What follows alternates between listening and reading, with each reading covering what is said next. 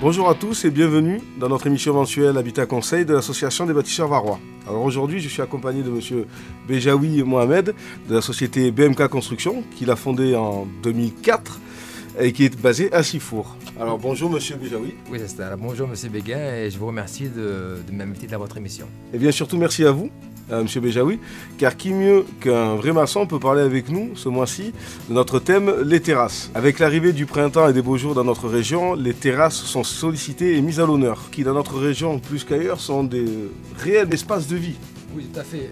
Et on a de la chance dans notre région de vivre au moins la moitié de l'année, sinon plus, à l'extérieur. Et que de mieux que les terrasses. Il est certain que nos amis supporters du Paris Saint-Germain n'ont pas cette chance-là. Pour revenir à notre sujet, les terrasses sont le prolongement de notre habitat et peuvent être déclinées sous plusieurs formes. Alors au-delà de la vraie valeur ajoutée à l'habitat, les terrasses ont une place plus qu'importante dans nos extérieurs. C'est pour moi avant tout un espace de détente, de convivialité où j'aime me retrouver entre amis, en famille, l'été, le soir, quand il fait bon, où les journées se prolongent. Exactement. Chez nous, les terrasses, c'est un vrai coin de vie. C'est un endroit où on passe la plupart du temps dans la journée, surtout pendant les vacances, vu que les enfants, c'est vrai que les enfants sont en vacances pendant 2 mois. On peut jouer au foot, autant qu'on peut manger autant le midi, le soir. Et dans les maisons, c'est vrai que moi, en tant que maçon, on avait plusieurs fois l'occasion de faire plusieurs terrasses dans une maison. Des cuisines d'été également, en termes de construction. Souvent, on a un aménagement annexe de l'habitat.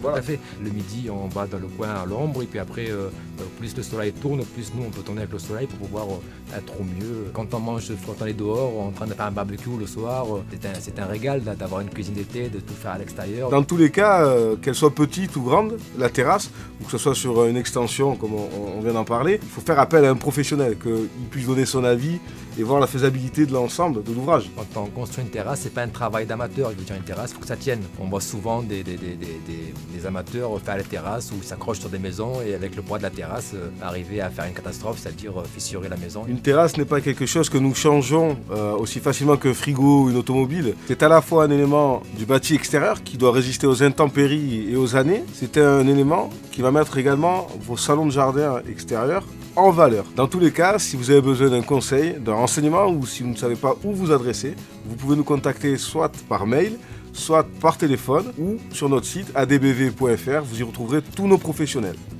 En tout cas, je tenais encore une fois à vous remercier, M. Bejaoui. Merci à vous.